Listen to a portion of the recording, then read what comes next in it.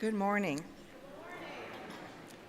Thank you for coming to our service on this glorious fall morning. Newcomers, longtime members, those returning, and those just visiting. We appreciate you giving us your time and being in community with us.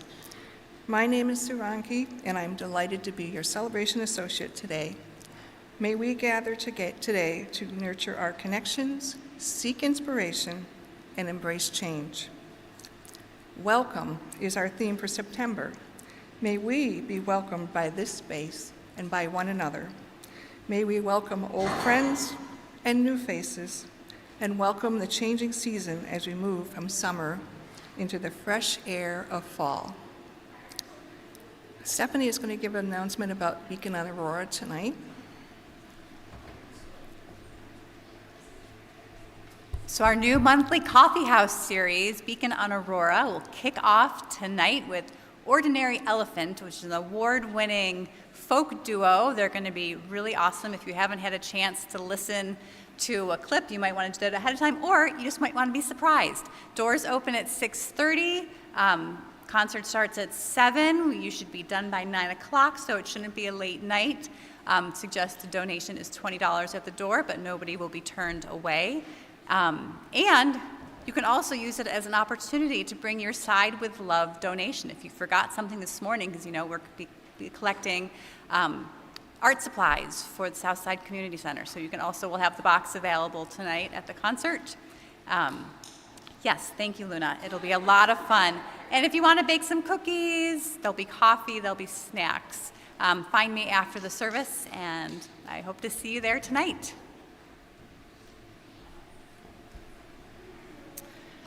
This afternoon from 12:30 to 2:30 is RE training, a kind of reminder, so as you that may not have known until last night like I did. And Thursday is our pub theology, that's in our order of service. Before we light our chalice, let's all take a moment to greet those around you.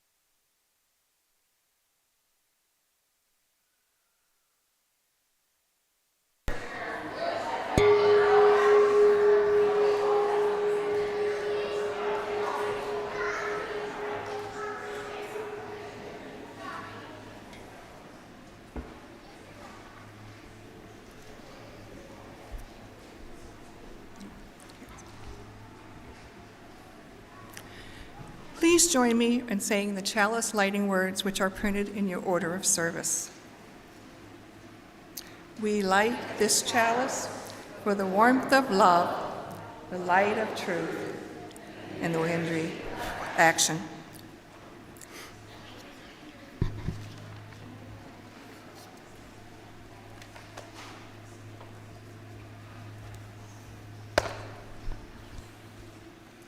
The Jewish New Year commemorates the creation of the world, the bringing forth of order where once there was only chaos, the birth of the building blocks of life. As Jews within and beyond these walls are celebrating Rosh Hashanah this weekend, let us all join us in celebrating. Let us marvel, let us be awestruck.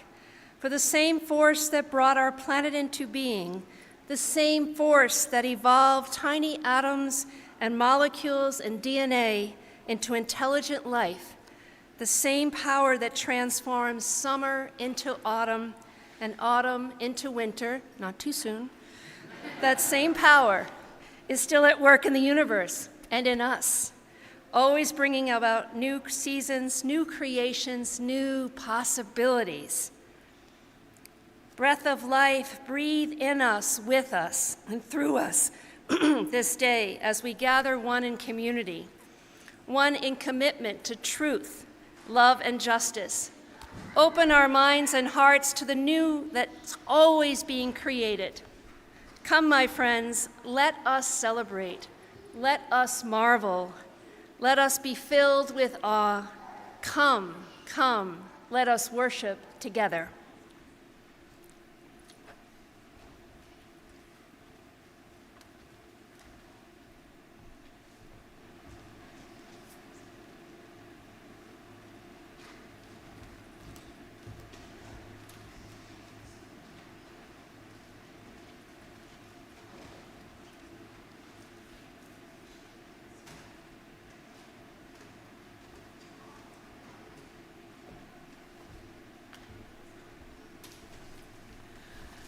Good morning.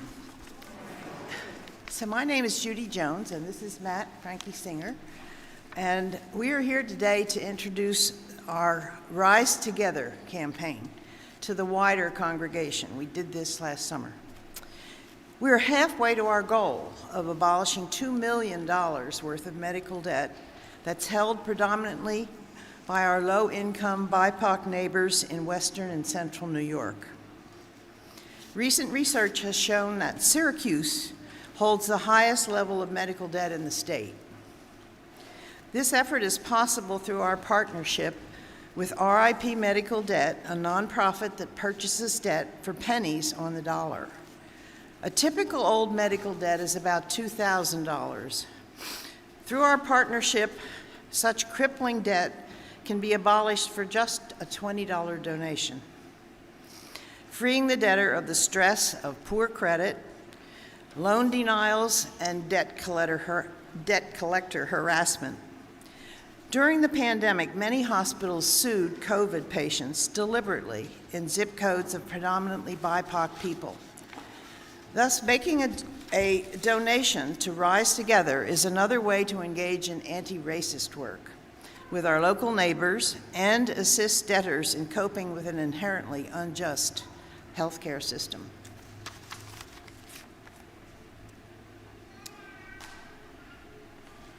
So we're looking for you to consider three things. Would you perhaps consider making a donation as generously as possible? Would you perhaps take not my dog-eared copy, but your own copy of this little leaflet that will be out in the parlor so that you can share it with friends and family so they too can donate? And third, consider joining us. The Healthcare Committee is trying to be active on even a broader scale, but to do that, I think we're going to need some more help. So come see Judy or me after the service if you're interested to participate. Thank you very much.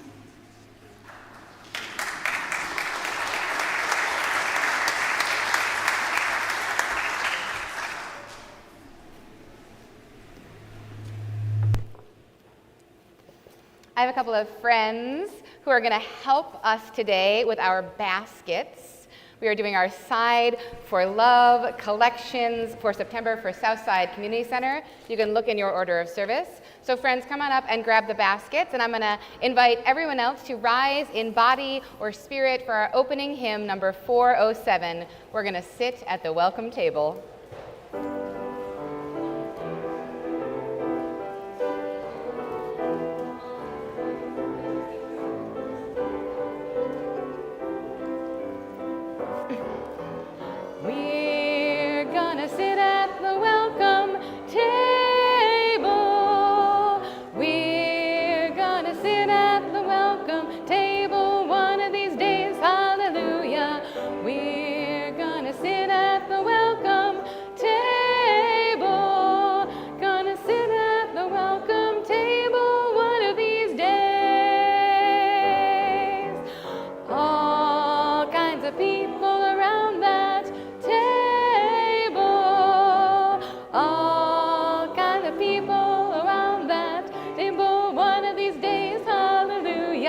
All kinds of people around that table. Gonna sit at the welcome table one of these days. No fancy style at the welcome table. No fancy style at the welcome table one of these days. Hallelujah. No fancy style at the welcome table. Gonna sit at the welcome table one of these days.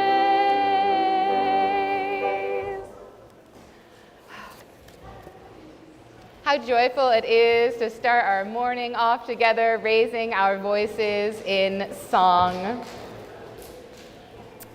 This is the time in our service when I invite any children and youth to come forward. Today, I would also like to invite school teachers in the congregation, as well as anyone that feels so moved. And I'm going to ask you, if you brought your backpack with you, to bring your backpack, your notebook, or your bag of any sort forward with you too when you come. Hi. Good morning, friends. All right, who would like to open up the Wonder Box today?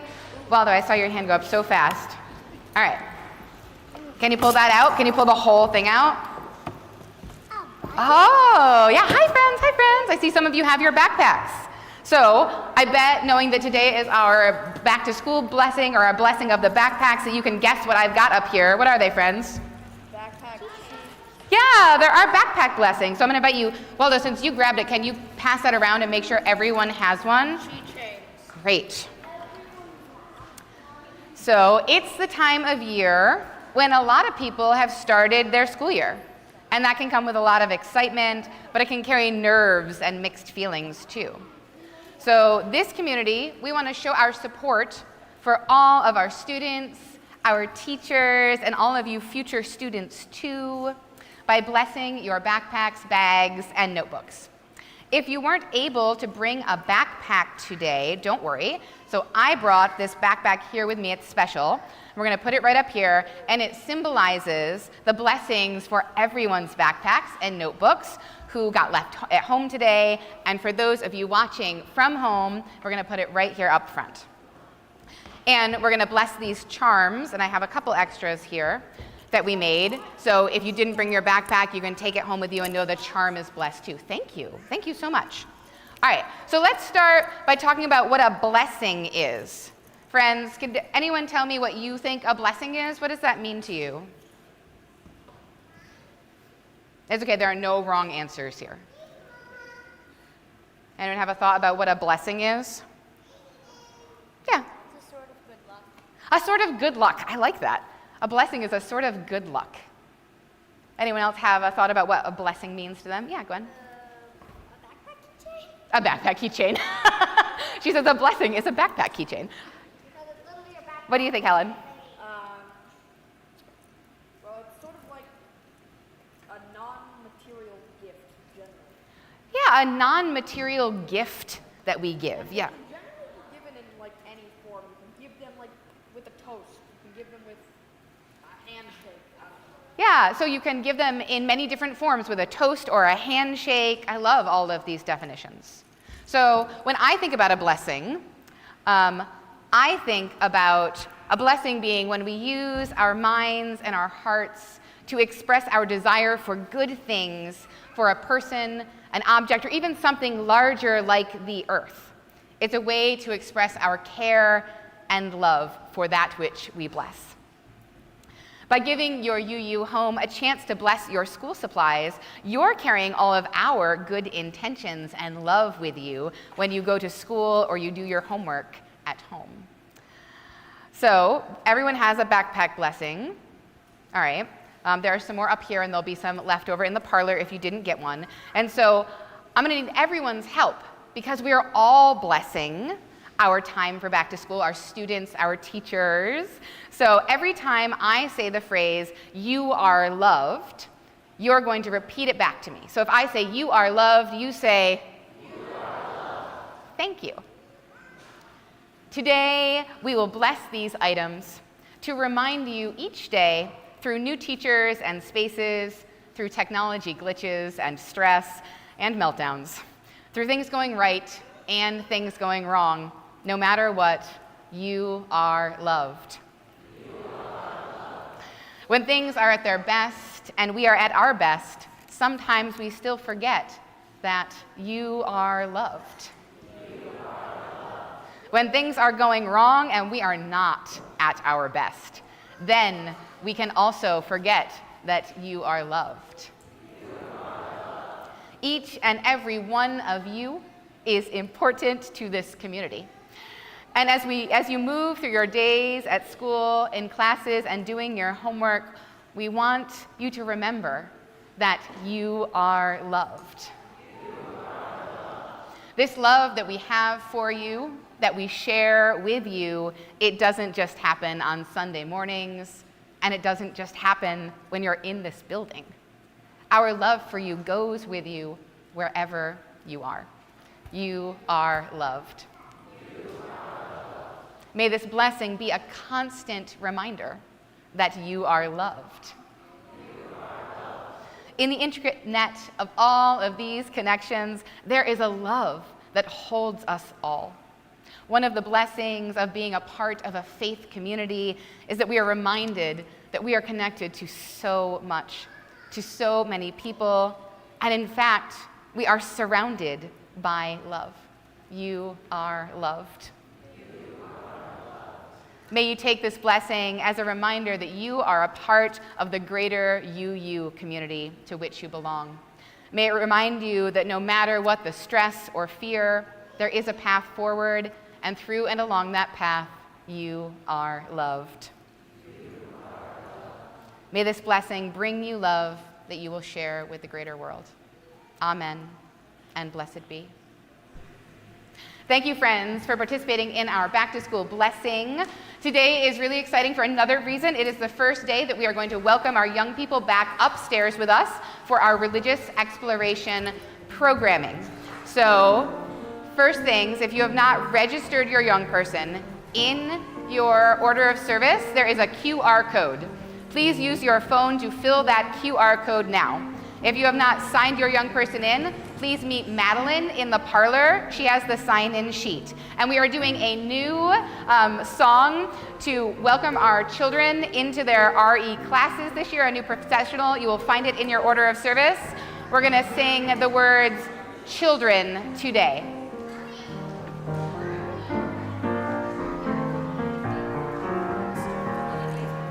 Where you go, I will go, beloved.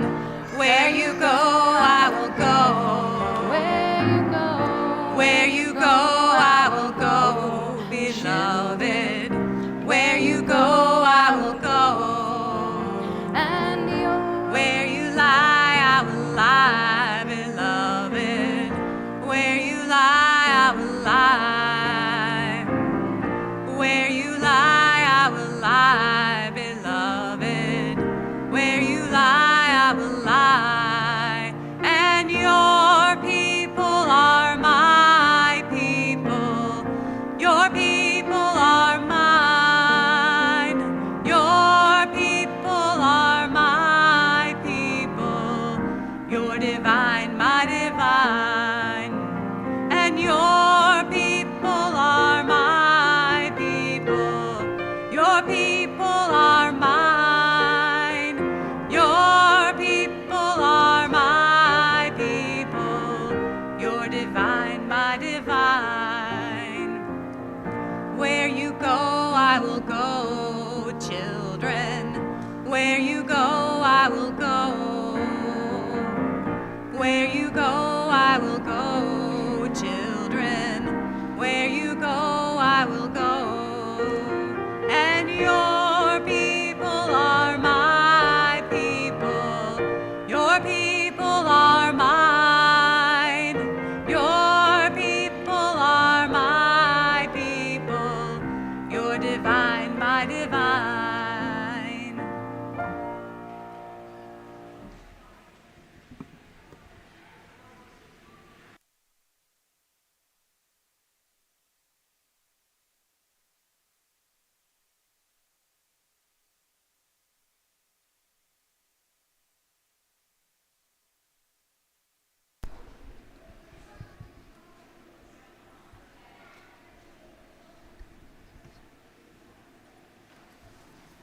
Good morning. It's so nice to see everyone back again. I will be sharing the joys and sorrows today. Oops. Okay. I don't think it likes me.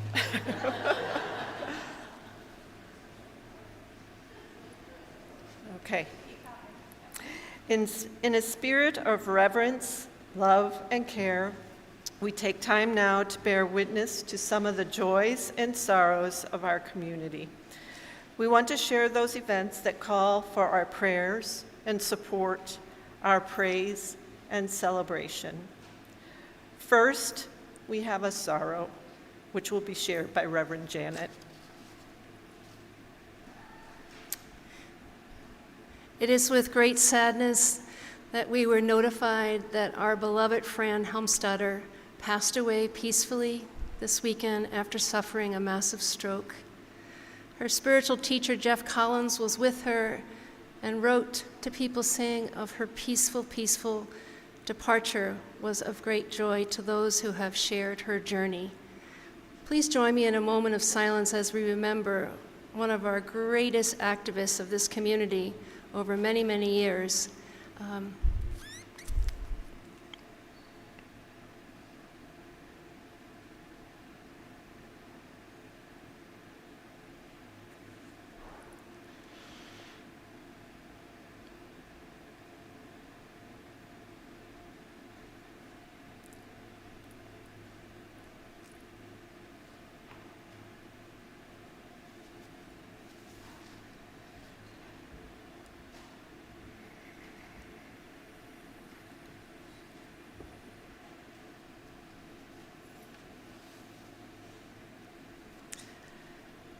Thank you for that moment of silence. Thank you, Fran.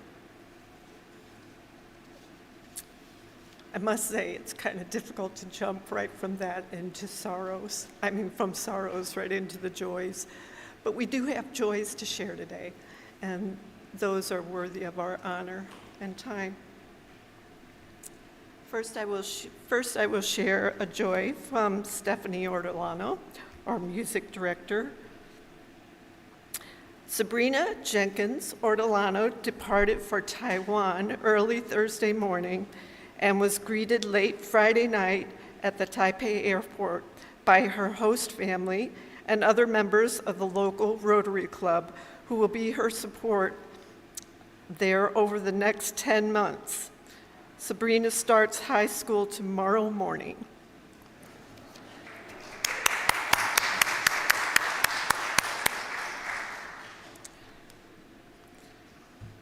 Many of you know Linda Loomis. Linda is no longer on hospice because she still lives, and she's doing better. She remains at Bridges. She would appreciate cards and visits. Phone number 607-342-3690.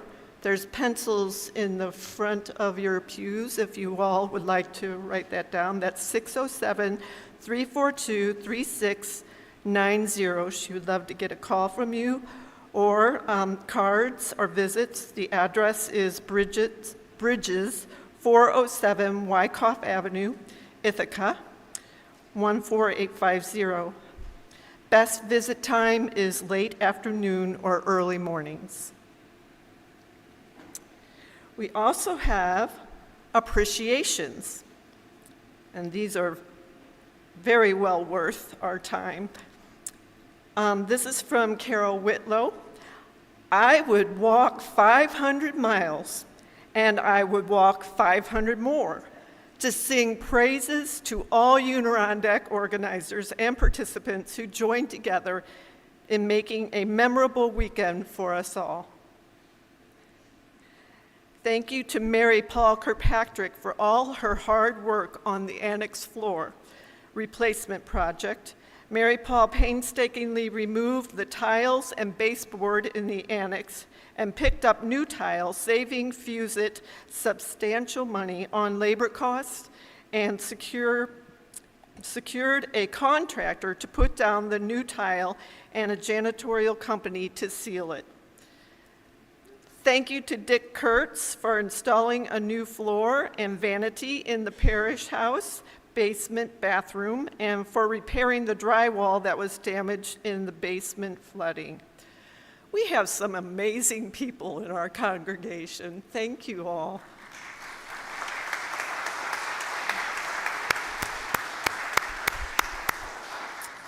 Here at First Unitarian Society of Ithaca,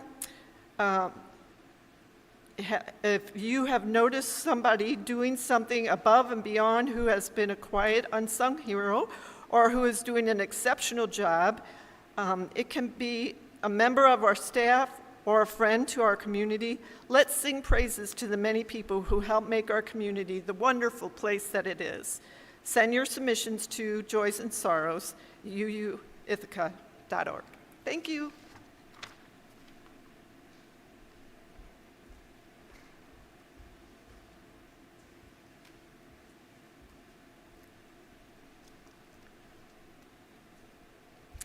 Our meditation this morning is taken from Emily Horn, a very well-regarded meditation teacher. I invite you to close your eyes or just avert your glance, finding your comfort for wherever you would want to be right now, but to travel inwardly. And notice your breathing. Just observe. No need to direct. Incline towards just by noticing the process of breathing happening all on its own without our attention.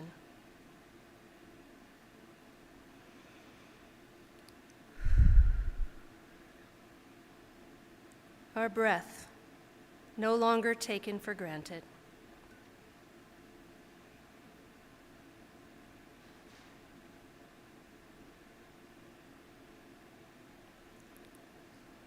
When we are able to open to our breath, it can lighten and brighten our ordinary experience, our miraculous experience of being alive.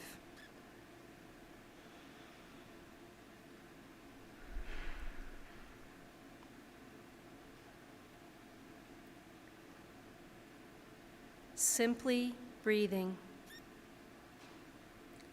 Ordinary doesn't mean that we can't be enlivened by the magic.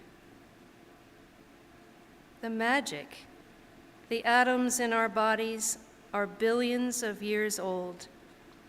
Science has shown that we contain stardust.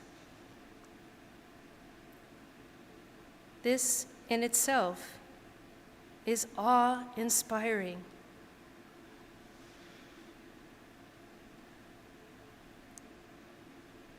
And yet, as we sit here breathing in our bodies, we know too that each breath is new.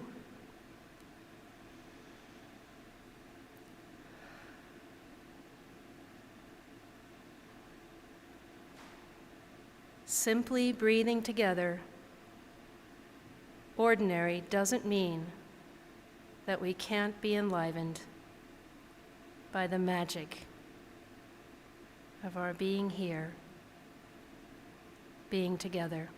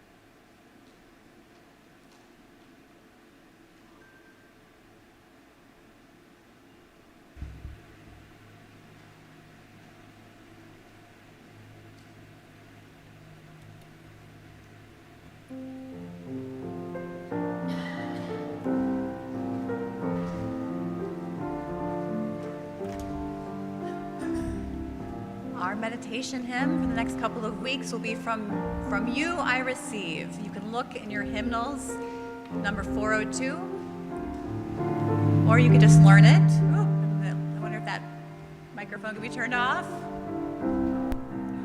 The words are, from you I receive, to you I give. Together we share, and from this we live. From you I receive, to you I give. Together we share, and from this we live. From you I receive, to you I give. Together we share, and from this we live. From you I receive, to you I give. Together we share, and from this we live. From you I receive, to you I give. Together we share, and from this we live. From you I receive, to you I give. Together we share, and from this we live. From you I receive, to you I give. Together we share, and from this we live.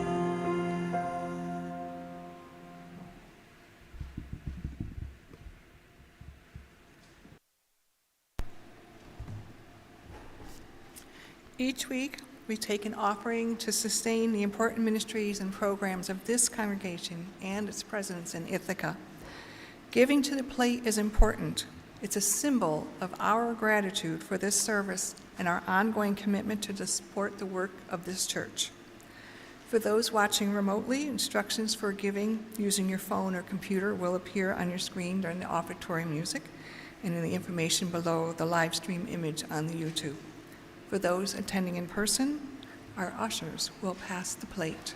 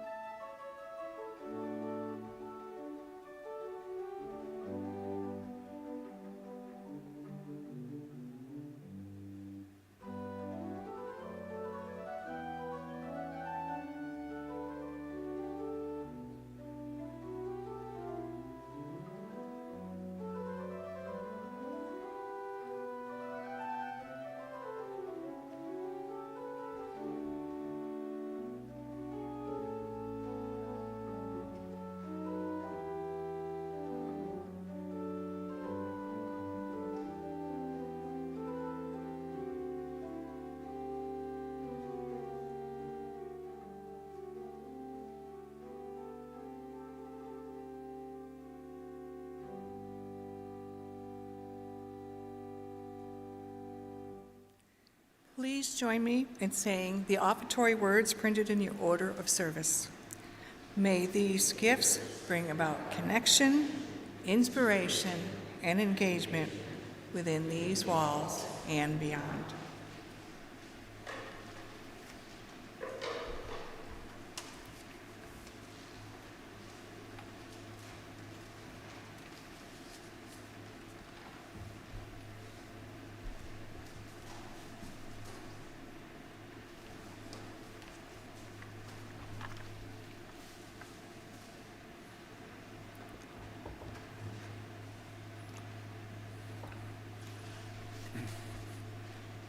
From the Eternal Echoes, Celtic Reflections by John O'Donoghue.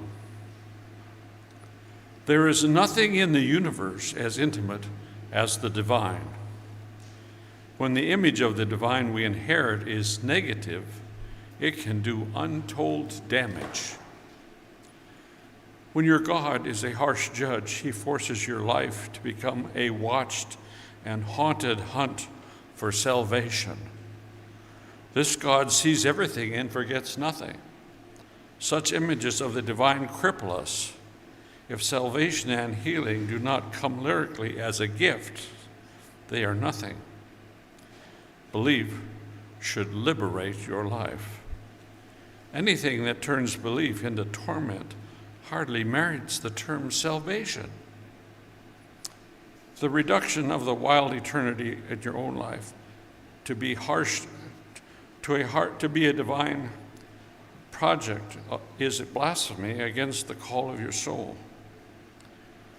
When you stay in the inner jail of your harsh deity, all fun, humor, and irony go out of your life.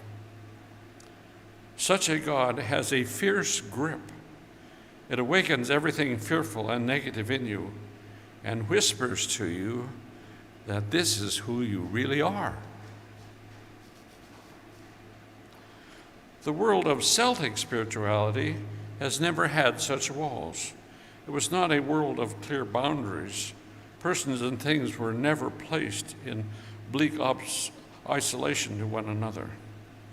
The physical world was experienced as a shoreline of an invisible world that flows underneath and whose music reverberates upward. In a certain sense, the Celtics understood a parallel fluency in the inner world of the mind. The inner world was no prison. It was a moving theater of thoughts, visions, and feelings.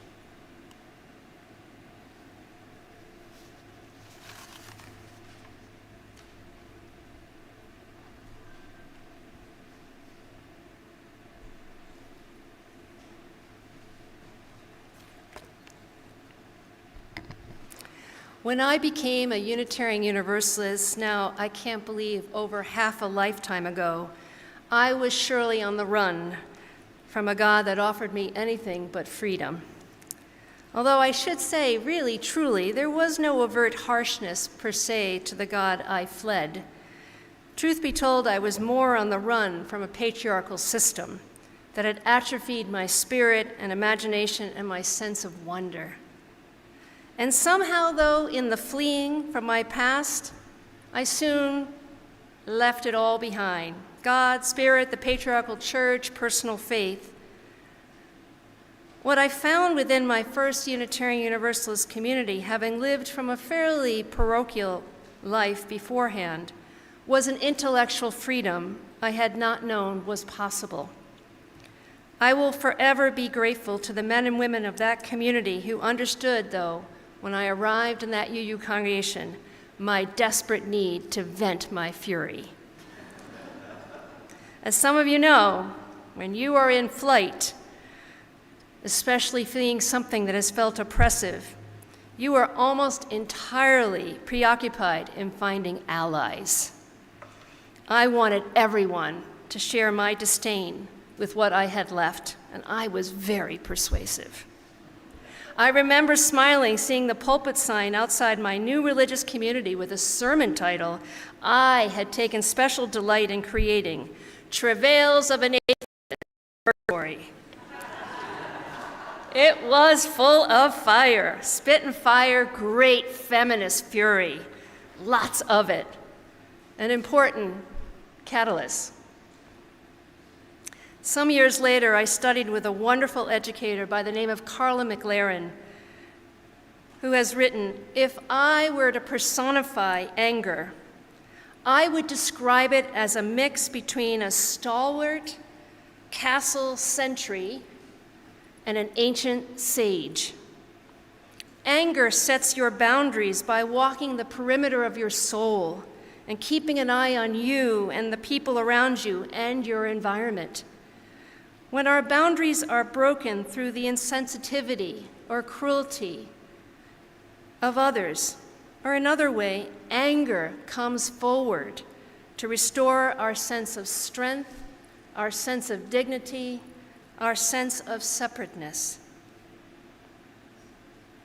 The question anger then puts before us is, what must be protected? What had been unprotected? What must now be restored? Both protection and restoration can happen quickly, but often over a longer period of time. But it can happen when one can move through anger's heated intensity into the imaginal boundary that is around our lives.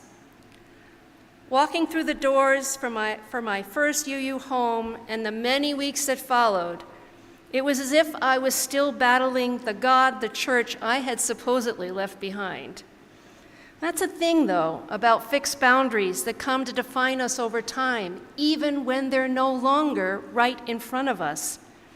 We can get stuck there, forgetting there is this larger world beyond the constraints of our thinking, of our imagining. Before I progress, fear not, my kind listeners, especially those of you who find deep comfort in your humanist or atheist outlook on life. This is not a sermon about my return to faith, or even God for that matter, but more so about recovery, to find a place of greater ease and connection, moving beyond boundaries that betrayed me to a larger existence to find more by awe, gratitude, a more forgiving space. Underneath that anger, I long to feel a larger sense of belonging, a sense of belonging and not just fleeing, a place of welcome where I would no longer have to be on guard for battle. Took a while to get there. Here is what I really love, that line from John O'Donohue. Thank you, Sam, for reading it. He's one of our favorite writers. Anything, my friend, that turns belief into torment hardly merits the term salvation. Seems simple enough, but we have beliefs all the time that turn our lives to suffering. The reduction of the wild eternity of your life to a harsh project, for John O'Donohue, is about a God project. I would say a vehement opposition to God can be equally so, is a blasphemy against the call of your soul. Half a lifetime ago, I fled a dogmatic, theistic faith to being an equally dogmatic atheist. I seem to know how to go from one pole to the other. In contrast to this rigidity, I love remembering our town, and I was thinking about this week. In 2007, when we were visited by His Holiness, the 14th Dalai Lama, who came here to bless the groundbreaking for a new monastery, the fruition, of course, was celebrated this week in that remarkable library where many wondrous interfaith dialogues were held, including our very own Reverend Peaches Gillette. The Dalai Lama, as you may recall, when he came in 2007, first came to Cornell, and I, like so many others present that day, I don't know if any of you were there, were amused by his ability to completely disarm the crowd. That sense of hyper energy that comes to an audience anticipating his arrival. Against a magnificent display of banners, flowers, with the room crawling with security talking into their sleeves, The Dalai Lama smiled, began the afternoon first by taking off his shoes, laughing as he was struggling with his shoelaces. I don't recall the exact words of the welcome and introduction I was asked to give the next day at the State Theater for the interfaith service. But that experience of the day before, I put my trust in knowing that the words would come. But truthfully, I had been overwhelmed with anxiety of meeting this insane task, introducing the Dalai Lama. Please help me. But the Dalai Lama's gentle, playful humor invited my own to surface, even while I was scared. I remember saying something like, I don't remember the exact words, but I remember saying something like, in this very, very serious town, with very serious people doing very, very important work, you enter our lives with a playful, unassuming smile, and we find ourselves relaxing into our bodies in a way that is both unfamiliar but also home in the best sense of the word. Thank you and welcome. I'm sure all of us remain mesmerized by the spirit and teachings of this remarkable monk. Having endured such heartache and utter desolation over the continued suffering of those especially still living in Tibet. His spirit beyond the world of words is utterly soft but resolute, fluid, determined, full of life, disarming, welcoming. And I recall that space between him and all those who gathered were also full of light, kindness, and generosity.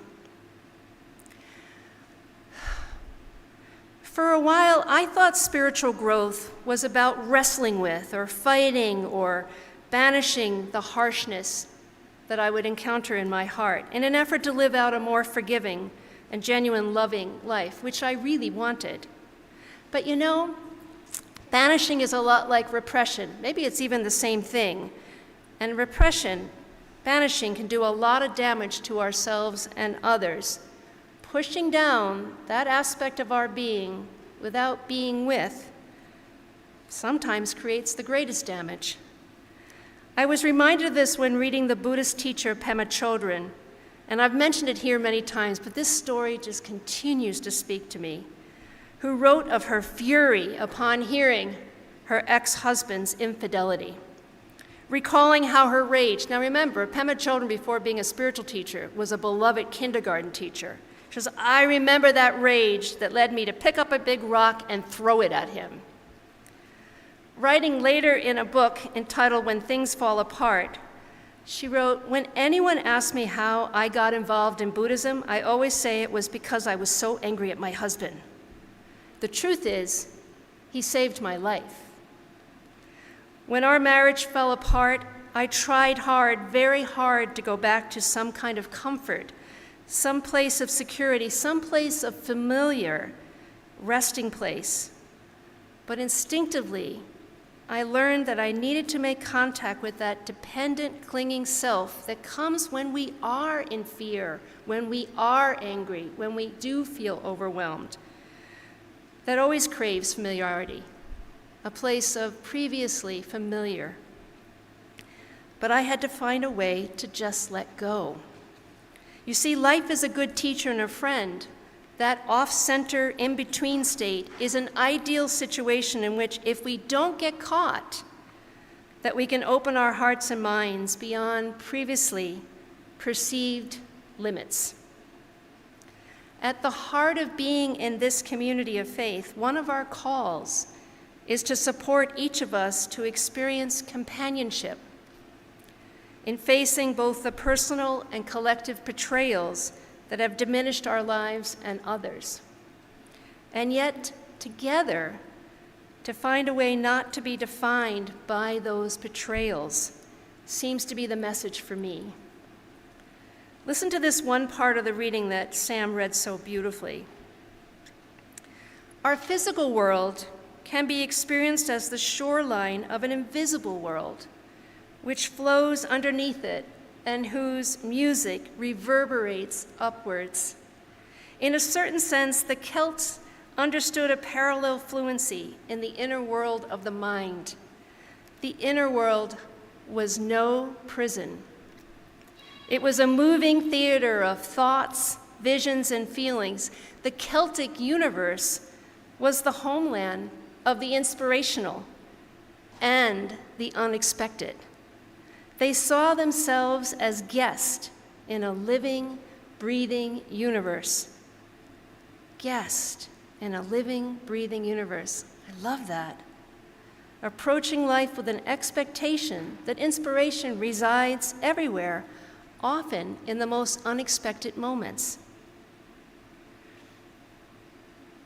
I appreciate that one of the powerful gifts of our non-creedal tradition is that we are invited to cultivate an openness within ourselves and outside of ourselves to possibility, to new ways of thinking, new ways of responding, new ways of relating. We got a beautiful invitation this morning. The whole medical debt program was a novel approach to how will we ever get to a place where people are not crippled by the debt that haunts their lives. The invitation, of course, to relate in this way is, of course, outside the walls of this community as well. What I value about it being here is that it is a spiritual principle at the core of our covenant with one another, a collective willing, historic willing, to be open to new ways of understanding. I love the Celtic notion of our living as guests in a living, breathing universe because it engenders wonder and humility. There are so many wonderful things happening in our community right now. We are welcoming and exploring new ways of shared leadership, of finding our individual and collective ways of being of service to each other and to our larger world. I would like to suggest that we add a Celtic sensibility to approach our lives together with an expectation that inspiration resides everywhere if our hearts are open, often in the most unexpected moments. Keep a lookout. I know I will. Thank you for listening.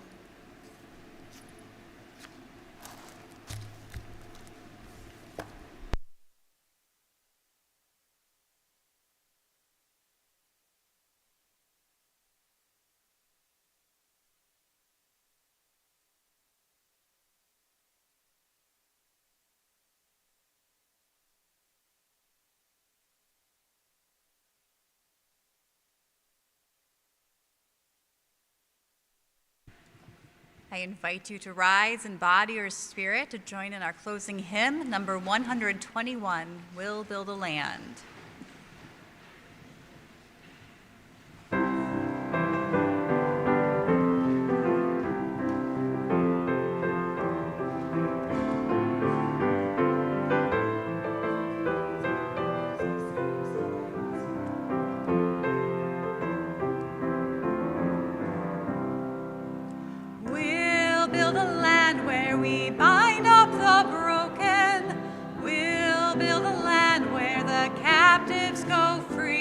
Where the oil of gladness dissolves all mourning, oh, we'll build a promised land that can be.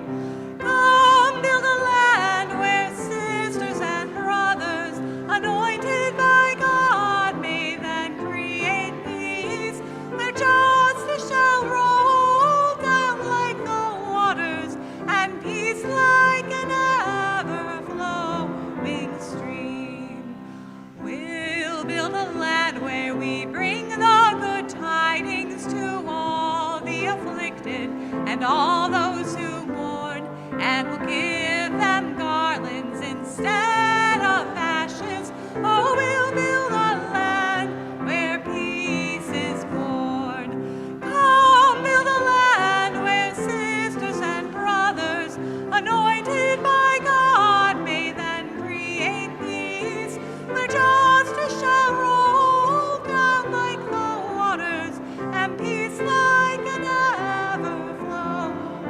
stream.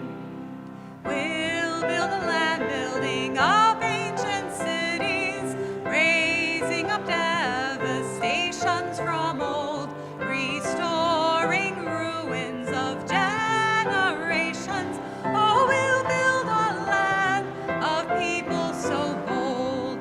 Come build a land where sisters and brothers, anointed by God, may then create peace, where justice shall roll down like the waters, and peace like an ever-flowing stream.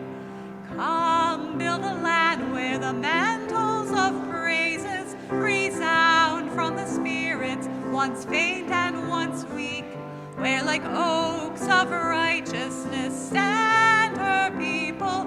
Oh, come build a land, my people we seek.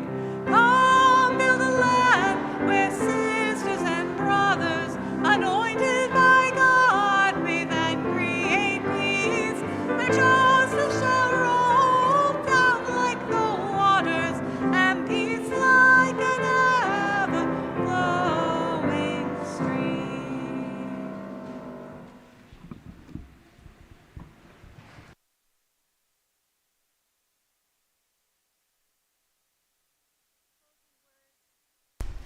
Are from John O'Donohue. May the support from within and without, may you awaken to the mystery of your unique presence. May you have joy and peace in the temple of your senses. May you receive encouragement when new frontiers beckon. May you respond to the call of your gift and find the courage to follow its path. May the flame of anger free you from falsity. May your outer dignity mirror an inner dignity of soul. May you take time to celebrate the quiet miracles that seek no attention. And may you experience each day as a sacred gift, woven always around the heart of wonder. May this be so. Blessed be.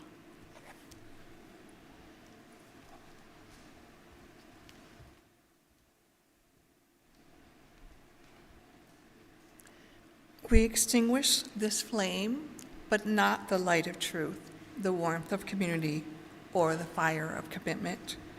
These we carry in our hearts until we are together again. Our service has ended. Let our true service now begin.